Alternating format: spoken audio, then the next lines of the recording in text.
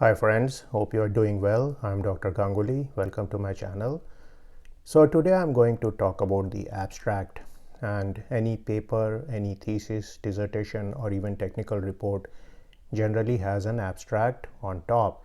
So typically the format of these documents is that on top of the document there is a title. After that you give your name or the names of the people who have written the document and their affiliations or the organizations where they work at, and then you give this paragraph which is known as the abstract. So essentially the abstract has become extremely important because many people nowadays have access to only the abstract. So what happens is that many documents such as journal papers are behind a firewall or some kind of paywall, and so what people can see typically when they search for a particular paper is the title, the authors, where they are from, and then they can see the abstracts and sometimes the references. So very often when people are doing literature surveys, they may just go through the abstracts and then they may write something about whatever you have done from the abstract. So this becomes a very important part of the paper. Now the second important aspect is that the abstract has become somewhat like the thumbnail of a YouTube video. Now whatever be your content, if your thumbnail sucks, people are not going to click on the video. Similarly, if your paper is very great but your title is poorly written and your abstract is bad, people are not going to bother to read that particular paper. So you can be sure that any time put into the abstract or making the abstract better is going to pay you a lot of dividends down the road in terms of the citations your papers gets, in terms of the impact it has on your H index and your academic career in general. So let's look at some of the aspects about how to write an abstract. So the number one point is that stick to the word limit, and essentially most abstracts will have a word limit of 100 to 300 words, and essentially you should stick to the word limit, but make sure that you are not much below the word limit, because if the abstract has to be about 200 words, don't write 100-word abstracts. Go to 190 or 195 or even 198 if the situation is possible. Here you may have to do some jugglery with the words, but it will be good to do. Now why is this important? Because like I mentioned before, many people may only read the abstract of your paper, and so you want to pack in as much material in the abstract as is allowed by the word limit. Now the number 2 point is that you begin the abstract by summarizing the whole paper, and one of the important things to do here is to always write the abstract at the end of writing the paper or the thesis or the dissertation. So after you have written your paper or thesis, sit on that for some time, let it marinate in your head, and then after that you sit down one night or one morning and just write the abstract. Now to write it, you need to condense your entire document into a few points which will summarize the whole document. So this is a very difficult process, and sometimes this process takes some time to do, and essentially one of the sentences may be about what is the basic motivation of the work. The second or third sentence may be about the methods you have used, and finally there will be a couple of sentences or more about the main results and discussions you have obtained in the paper. So essentially these sentence numbers will increase or decrease depending on the amount of words they have given you to write the abstract. So if you have 100-word abstracts, it will just require maybe 8 to 10 sentences to fill up. Now the next issue is that give key results.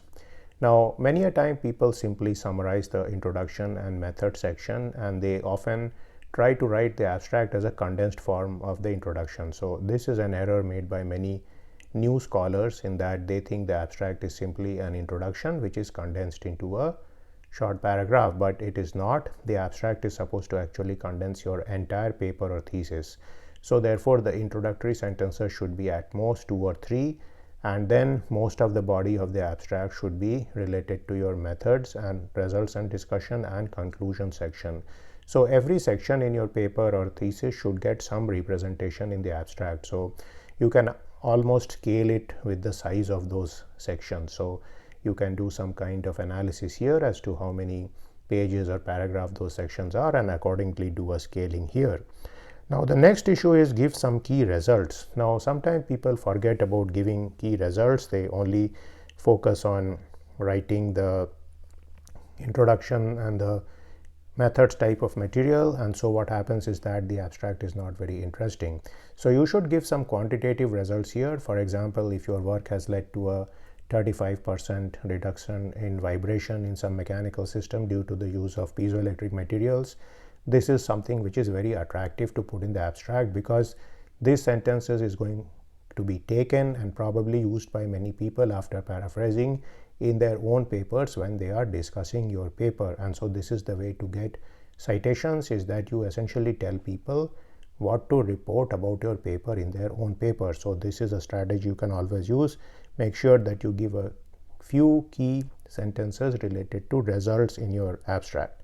Now the next point is that give one or two strong sentences on the conclusion. Now essentially the conclusion writing itself is a very difficult part of the paper, and most of the people spend a lot of time in writing the conclusions, and the conclusions are often used by the referees in making a discussion about whether the paper warrants journal publication or not. So make sure that you write the conclusions well, and then you pick out one or two of the main conclusions of your paper. So the main conclusion of your paper could be something like non-deterministic modeling is very important to predict flight safety correctly in composite structures. So you can explicitly mention a conclusion like that. And these kind of conclusions have a big impact, because very often, like I mentioned before, people will take this particular conclusion and they will rewrite it in their own papers about what is the main contribution of the work. Remember that most of the people may not have access or may not bother to read your entire paper. So whatever you have written in your abstract is often taken as the gist or summary of the entire work you have done. So essentially they are doing a kind of feature extraction here. They are seeing the entire document through this abstract, and therefore very often, because of paucity of time, people sometimes just take the material in the abstract and they use it to discuss your work in their paper. And this is even true if people are writing a review paper. Now in reality, of course, they should be reading your entire paper and so on, but what happens is that the entire papers are often very detailed, and so the abstract is the thing that gets read most of the time. Now the fifth point is that write with brevity, and what this means is that write short sentences and do not use very difficult or complex language here. Do not use acronyms, because many people are not familiar with the different acronyms in the field. So for example, in certain field you may talk about STEM all the time, but people may not know in certain other fields that STEM stands for science, technology, engineering and mathematics. So if you are using a sentence like that in the abstract, you can simply write that people who are studying science and technology are prone to certain issues, instead of writing STEM graduates, because in that case what happens is that you will lose some of the people who may not know the acronyms. And this is especially important for papers which are coming out of national labs of different countries. They tend to think in acronyms and they often use a lot of acronyms in their work, but many people who are reading those papers simply may not know the different acronyms which are being used. And even if they search in Google, Google often gives you different acronyms for all these possibilities, or it gives you different solutions to these acronyms. Now the next point is that do not try to use complex words such as those coming from Latin, French, etc. in your English. So do not use words like predilection or profligate or splenetic or anything like that. Try to stick to the basic Anglo-Saxon vocabulary, which is a few thousand words, and this will help you because there are many people from around the world reading your paper and not all of them are familiar with the high levels of vocabulary which you may have in the English language. So again, this is not a place to demonstrate your GRE skills. It will be different. You can demonstrate it at different places in the paper, for example in the introduction section or in the results and discussion.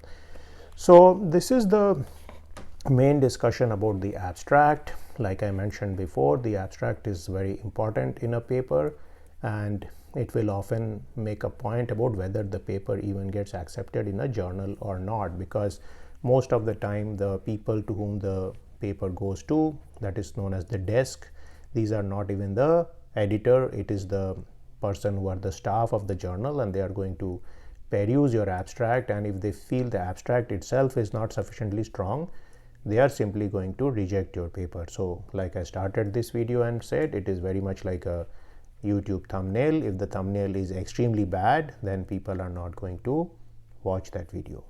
So I hope this video is useful to you, and you can mention any comments you have about how you have written abstracts and what you feel about this topic, and I will see you in a video sometime soon.